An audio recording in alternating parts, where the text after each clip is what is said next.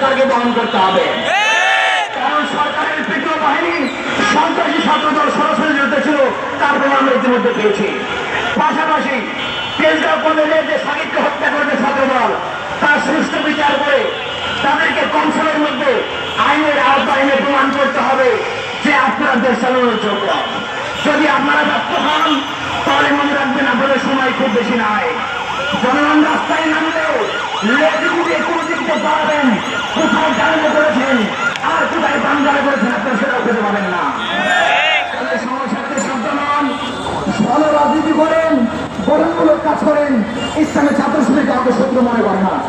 আগামী দিনে সুন্দর, সমৃদ্ধ এবং বৈষম্যহীন সমাজতন্ত্রী আন্দোলনে আমরা আপনাদের সহযোগিতা করতে চাই। যদি আপনারা সহযোগিতা করেন তাহলে আমাদের উত্তম দেশ হবে ইনশাআল্লাহ।